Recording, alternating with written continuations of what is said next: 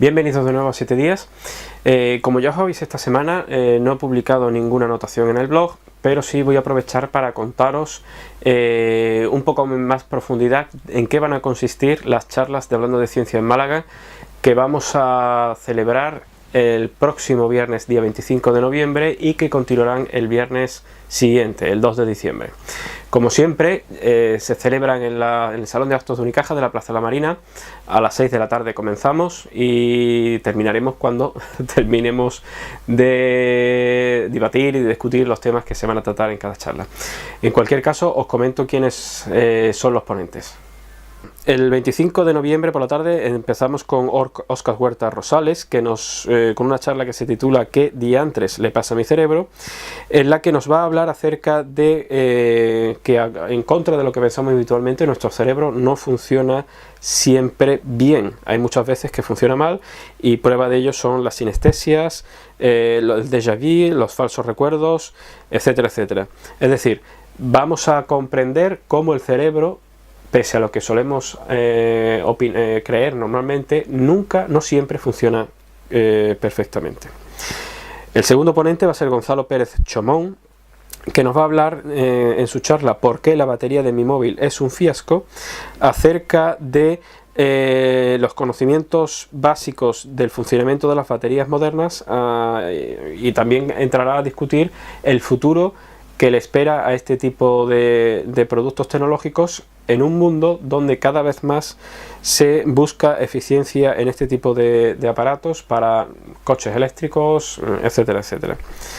Y por último tendremos a Félix Ares de Blas, que nos va a hablar en su charla Errores de percepción acerca de que nuestros sentidos no son todo lo perfecto que creemos. Nuestros sentidos no son un reflejo de la realidad, sino que lo que vemos, por ejemplo, depende de nuestras experiencias y de nuestras creencias. Por lo tanto, vemos como este primer viernes vamos a tener bastante neurociencia y un tema también muy interesante y muy apasionante, como es el futuro y la evolución de las baterías que usamos a diario en nuestros dispositivos. Y por último, ya el viernes día 2 de diciembre tendremos dos ponentes. Yo mismo, en primer lugar, hablaré sobre sentidos, también otra charla de neurociencia, aunque enfocada en unos aspectos diferentes.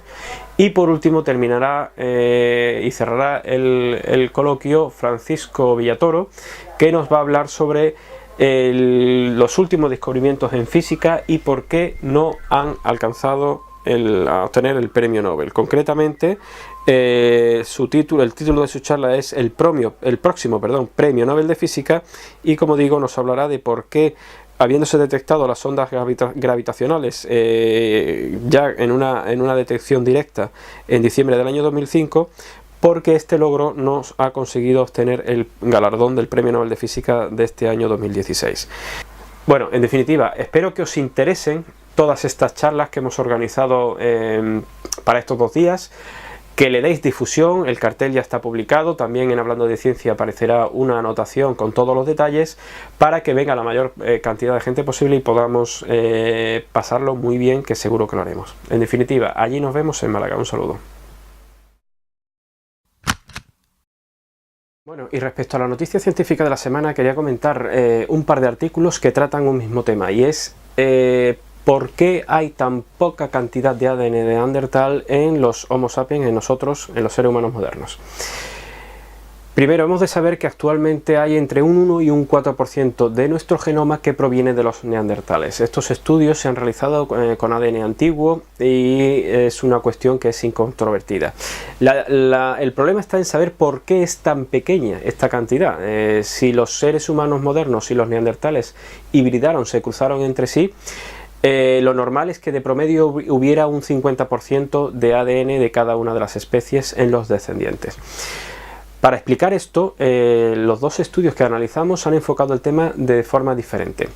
Hemos de saber en primer lugar que el Homo sapiens ha salido de África, que es la cuna de la humanidad, en varias ocasiones, en varias olas migratorias. Hace unos 500.000 años, esta primera ola, una de ellas, las primeras olas migratorias, produjo a los neandertales, que fueron expandiéndose por Europa, Eurasia, etc. No fue hasta hace 50.000 años que el Homo sapiens moderno realizó el mismo camino para colonizar el resto del planeta tal y como lo conocemos hoy en día. Es en esta segunda ola cuando se produce el contacto entre las poblaciones de neandertales y las poblaciones de Homo sapiens modernos. Ese contacto produjo descendencia híbrida y, como decimos, ahí estuvo la mezcla del ADN de ambas especies.